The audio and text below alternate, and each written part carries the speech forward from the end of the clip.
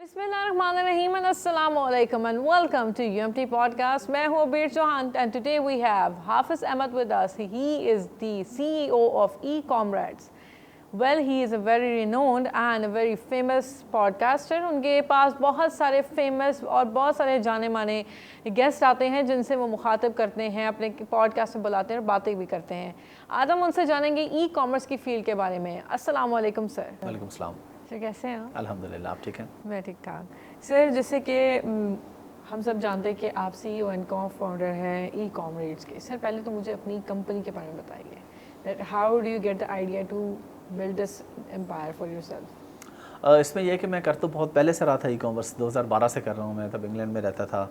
2011 में गया था. 1 साल मैंने पहले जॉब की और जॉब के बाद वही जिस एरिया में मैं जॉब कर रहा था ई-कॉमर्स की फील्ड में पैकिंग की जॉब थी, एक थर्ड पार्टी अमेज़ॉन के वेयर हाउस पे.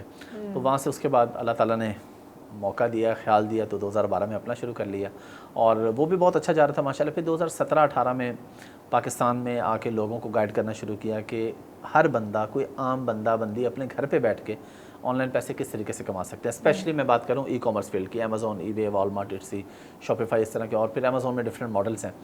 तो फिर कंपनी मेरे ख्याल में मैंने 2018-19 में बनाई थी यहाँ आके. पहले 1-2 साल वैसे ही किया, फिर ख्याल आया कि चलें आपको इसको प्रॉपर सिस्टमेटिक कर लेना चाहिए. फिर कंपनी बनाई, फिर टीम रखी और अभी माशाल्लाह मिल के काम कर रहे हैं. सर स्पेशली मैं एक बात करना चाहती हूँ कि कुछ लोग जिनको अभी भी नहीं पता that what is e commerce, तो अगर आप उनको गाइड कर सके कि ई कॉमर्स बेसिकली है क्या और पाकिस्तान में इसका स्कोप क्या है. बेसिकली ई कॉमर्स है कि कोई भी ऐसी एक्टिविटी जो वाया इंटरनेट होती है या वाया कॉल होती है, यानी जिसमें आप फेस टू फेस एक दूसरे को नहीं देख रहे. कॉमर्स तिजारत का सबको पता है. आप किसी स्टोर पे जाते हैं, शॉप पे जाते हैं, कुछ ख़रीदते हैं, कुछ बेचते हैं, ये तिजारत है. लेकिन एक है कि आप यहाँ बैठे हैं और जिससे आप ख़रीद रहे हैं वो कराची में बैठा है, आप लाहौर में, वो कराची में, या आप बेचने वाले हैं और आपका ख़रीदने वाला भावलपुर में कहीं बैठा हुआ है. तो ये बेसिकली ई कॉमर्स है कि आप डिस्टेंस पे बैठे हुए हैं लेकिन आप इंटरनेट के ज़रिए, टेलीफोन के ज़रिए, किसी भी ऐसे मीडियम के थ्रू आप रब्ता करते हैं आपस में और दूसरे को कोई प्रोडक्ट बेचते हैं या ख़रीदते हैं. तो ई कॉमर्स का पाकिस्तान में स्कोप अब लोगों को समझ आ जाना चाहिए. कुछ लोगों को आ भी गया है, जिनको नहीं आया उनको भी आ जाना चाहिए. स्पेशली कोविड के बाद आप देखें ना, कोविड में कितने लोग थे जो ई कॉमर्स पे बिलीव नहीं रखते थे लेकिन वो गए ई कॉमर्स पे. उन्होंने अपना कोई ना कोई बिजनेस. मैं ई कॉमर्स में सिर्फ अमेज़ॉन की बात नहीं कर रहा. अगर कोई लड़की केक बना के बेचती है ऑनलाइन तो वो भी ई कॉमर्स ही कर रही है ना. अगर कोई लड़की कोई डिज़ाइन वगैरह बनाती है, कोई फूल वगैरह कुछ बनाती है, अगर कोई लड़का घर बैठ के किसी को वीडियो एडिटिंग करके देता है तो वो भी ई कॉमर्स ही कर रहा है. कोई भी ऐसा काम, कोई भी ऐसी सर्विसेज जो आप डिस्टेंस पे बैठे हो किसी के लिए करें और पैसे कमाएं. सर वैसे हमारी इन्फॉर्मेशन में ये भी है कि that you are a top seller in Amazon. Sir अब अमेज़ॉन का स्कोप क्या है, क्योंकि हम देखते हैं डिफरेंट मीडियम है, ईबे है और फिर बाकी डिफरेंट प्लेटफॉर्म्स हैं, तो अमेज़ॉन अभी भी वहीं पे है. देखिए अमेज़ॉन तो उन सब से बहुत ही आगे है. मैं अगर यूके की बात करूँ, यूके में जब हमने बिज़नेस शुरू किया था तो हमने ईबे से शुरू किया था और ईबे पे हमें बहुत अच्छे ऑर्डर्स आते थे. ईबे पे हमारी सेल थी तकरीबन 1000 पाउंड डेली की, तो महीने की सेल बनी 30,000 पाउंड. लेकिन जब हम अमेज़ॉन पे आए और हमने देखा कि अमेज़ॉन तो इससे बहुत आगे की चीज़ है, तो इवेंचुअली हमने ईबे छोड़ दिया. आप अंदाज़ा लगाएं 30,000 पाउंड की सेल हमने छोड़ दी, इसलिए कि जितनी मेहनत हम 30,000 के लिए ईबे पे कर रहे थे उससे कम मेहनत में हम 1 लाख की सेल अमेज़ॉन पे कर लेते थे. तो हमने कहा कि हम ये जो बाकी टाइम है अपना, ये भी अमेज़ॉन को ग्रो करने में लगाएं. तो नो डाउट बाकी प्लेटफॉर्म्स भी हैं लेकिन अमेज़ॉन इवेंचुअली जिस कंट्री में भी जा रहा है वो जितने भी प्लेटफॉर्म्स हैं उनको पीछे छोड़ जाएगा. और वो दौर नो डाउट कि उस वक्त कंपटीशन कम था, आज कंपटीशन ज़्यादा है. ये तो एक रियलिटी है, सारी बात है. लॉस भी होता है, बिजनेस है. उस दौर में लॉसेस कम थे, प्रॉफिट ही प्रॉफिट था. आज लॉसेस के चांसेस भी ज़्यादा हैं, लेकिन अगर आप अच्छे तरीके से काम करते हैं, मेहनत करके काम करते हैं, अपनी कोशिश पूरी करते हैं तो प्रॉफिट के चांसेस भी होते हैं. सर अभी हम देखते हैं जैसे ई कॉमर्स बेसिकली हमारी नौजवान में अब एक तरह कहते हैं एक बहुत टॉप पे रुझान है कि वो कहते हैं कि इजी वे टू अर्न है, घर बैठो कहीं बैठो तो वो अब कमा लेते हैं. सर इसमें हमारी जो मईशत है उसमें बेहतरी क्या ये कोई कहते हैं किरदार अदा करता है कि नहीं? अच्छा खासा किरदार अदा करता है कि देखें आप डॉलर्स लेके आते हैं अपने मुल्क में. यानी आप कोई भी बच्चा है, बच्ची जो पाकिस्तान में बैठ के काम कर रहा है और उसका क्लाइंट बाहर है, अब तक है, फाइवर है, जो दुनिया की बड़ी वेबसाइट्स हैं फ्रीलांसिंग की, वहाँ पे आप अकाउंट बनाते हैं, वहाँ पे आप अपने सर्विसेज बेचते हैं जाके. कोई इन्वेस्टमेंट नहीं करते आपने कोई चीज़ नहीं खरीदनी, आपने एक अकाउंट बनाया, सिंपल एक स्किल है, उसको आप बेच रहे हैं. तो डॉलर जब आपके मुल्क में आता है तो आपके मुल्क का अच्छा खासा फ़ायदा होता है. और हम इसी पे काम कर रहे हैं कि हम इवेंचुअली इसको 5 billion 10 billion dollar per year पे लेके जाएं, जिससे हम देखें 1 और 2 बिलियन के लिए IMF के पास जाते हैं और इंडिया की अगर मैं आपको बताऊं, इंडिया की जो लास्ट ईयर की आईटी एक्सपोर्ट थी वो 122 बिलियन थी। पाकिस्तान आईएमएफ से 2 बिलियन मांग रहा है और इंडिया 122 बिलियन सिर्फ आईटी एक्सपोर्ट कर रहा है। तो अगर हमारा मुल्क भी इसमें आगे आएगा इंशाल्लाह, अभी नौजवान सीख रहे हैं, लोग काम कर रहे हैं, तो ऑफ कोर्स एक टाइम टेकिंग प्रोसेस होता है, लेकिन एक दिन आएगा इंशाल्लाह, पाकिस्तान भी इसमें बड़ा नाम बनाएगा। सर अभी जैसे हम देखते हैं कि ई कॉमर्स के बारे में डिफरेंट क्लासेस होते हैं, सेमिनार्स होते हैं, तो अब मोस्टली स्टूडेंट उन सेमिनार्स को देखते हैं तो वो कहते हैं कि उसकी फ़ीस होती है जो पे करनी पड़ती है, वरना वो फ्री नहीं होता। सर अगर स्टूडेंट्स चाहें तो क्या आप ऐसे सेमिनार्स कंडक्ट करते हैं या आपकी कोई ऐसे पॉडकास्ट के थ्रू जो स्टूडेंट्स को मिल सके इन्फॉर्मेशन? देखिए, बहुत से लोग ऐसे हैं इंक्लूडिंग मी कि जिनके फ्री कोर्सेज भी अवेलेबल हैं, पड़े हुए हैं। डीजी स्किल्स पे फ्री कोर्स मेरा पड़ा हुआ है अमेज़ॉन का, गवर्नमेंट ऑफ पाकिस्तान ने बनाया, सब कुछ है, यूट्यूब पे सब कुछ मिल जाता है।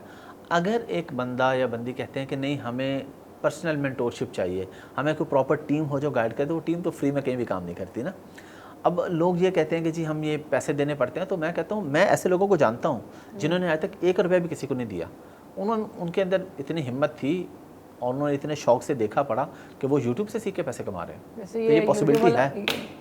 तो सर जो ये यूट्यूब का प्लेटफॉर्म है, अगर हम अपनी फीमेल्स की बात करें, वो फीमेल्स जिनको मतलब बाहर जाने की उतनी लिबर्टी नहीं मिलती है, तो क्या यूट्यूब उनके लिए एक ईजी मीडियम है कि जहाँ से वो इजीली नॉलेज गेन कर सकेंगी? क्योंकि नौजवान लड़कों की बात तो ना करें, वो तो किसी भी गली में कहीं भी बैठे होते हैं, आपस में बात करके उन्होंने एक बिजनेस सेटअप कर ही लेना है। तो क्या ये फीमेल्स के लिए अच्छा प्लेटफॉर्म रहेगा? नहीं, बिल्कुल है। वो भी तो फीमेल्स ही है ना, जो कोई ना कोई केक बना के जो लड़की बेच रही है, तो क्या सब लड़कियां ऐसी हैं जिन्होंने कहीं जाके सीखा? हालांकि केक बनाने में तो कुछ ना कुछ ऐसा काम है ना कि आपको फिजिकल, लेकिन मैं जानता हूँ ऐसी खवातीन को जिन्होंने सिर्फ यूट्यूब पे वीडियोस देख देख के प्रैक्टिस कर करके एक केक बना, ख़राब हुआ, दूसरा ख़राब हुआ, तीसरा ख़राब हुआ, लेकिन एक टाइम आता है कि आप एक अच्छी चीज़ बनाते हैं, आप बेचते हैं, तो यूट्यूब से बड़ा तो कोई प्लेटफॉर्म नहीं है। किसी भी नॉलेज के लिए, इन्फॉर्मेशन के लिए आपको चाहिए। हाँ, वहाँ पर गलत इन्फॉर्मेशन भी पड़ी है, सही भी पड़ी है, अब आप पे भी डिपेंड करता है कि आपके अंदर कितना सीखने का शौक है। तो ये सारी चीज़ें मिला के अगर देखें तो एक अच्छा प्लेटफॉर्म है और आप यकीनन उससे फ़ायदा उठा सकते हैं। बिल्कुल सर, एक पर्सनल मेरा मतलब, जैसे आप मेरे पॉडकास्ट में हैं, आप भी पॉडकास्ट करते हैं, आपका ऐसा तजर्बा कैसा रहता है अपने गेस्ट के साथ? बहुत सारे नामवर शख्सियात आती हैं आपके पास, कोई एक ऐसे गेस्ट जो मतलब जिनसे आपसे मिले और आपको बहुत अच्छा लगा हो, कोई ऐसा?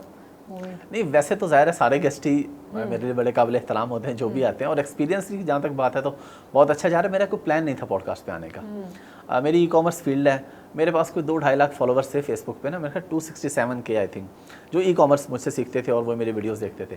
तो मुझे टीम ने कहा कि पॉडकास्ट शुरू करते हैं, मैंने कहा अच्छा करते हैं। फिर मेरे एक दोस्त ने मुझे पॉडकास्ट में बुलाया, वो किसी वजह से चला नहीं सका, तो उसके बाद मैंने आकर सोचा कि अपनी करते हैं शुरू। वो शुरू की तो माशाल्लाह दूसरी तीसरी पॉडकास्ट ही बहुत वायरल चली गई। तमाम टीवी चैनल्स ने उस पर अपने न्यूज़ का हिस्सा बनाया। उस जवाद अहमद के बारे में, जवाद अहमद की पॉडकास्ट थी। फिर इस तरह जो भी पॉडकास्ट आती है उसमें कोई ना कोई 2-3 जो है वो न्यूज़ निकल आती है जो चैनल्स उठाते हैं, तो बहुत वायरल चलेगी। तो फिर मुझे टीम ने कहा कि अब हमें ब्रेक नहीं लगाने चाहिए, अब हम इसको करते हैं।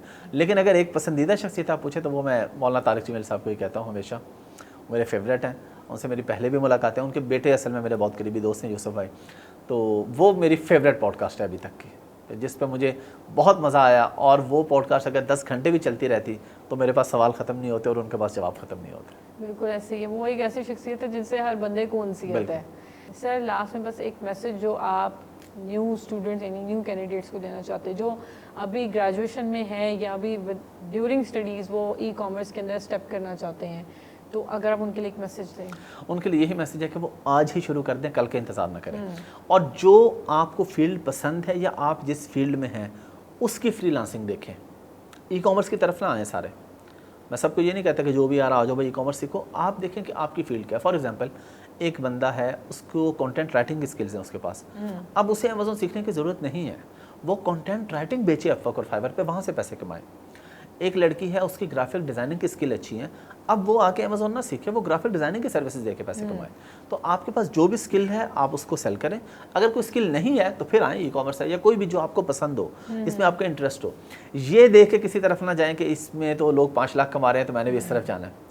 मैं ग्राफिक डिज़ाइनर्स को जानता हूँ जो 25 लाख 30 लाख महीने का कमाते हैं, और मैं ई कॉमर्स वाले ऐसे जानता हूँ जो बिल्कुल फारिग बैठे हैं, जो 1 रुपया नहीं महीने का कमा रहे हैं। तो इसलिए फील्ड देख के नहीं जाना चाहिए, अपना देखना चाहिए कि आपको कौन सी फील्ड पसंद है, आपको जी बिल्कुल, और आपको शौक, तो अपने शौक वाली फील्ड के अंदर जाके भी आप अच्छे पैसे कमा सकते हैं। देखिए, thank you so much sir for Thank you very joining. और ये एक पॉइंट की बात है कि अगर आपको लगता है कि आप ई कॉमर्स की फील्ड में आ सकते हैं तो डू ज्वाइन इट, मगर उस चीज़ को ज्वाइन करें, उस फील्ड की तरफ जाएं जो वाकई ही आपको लगता है कि आपके लिए ही बनी है।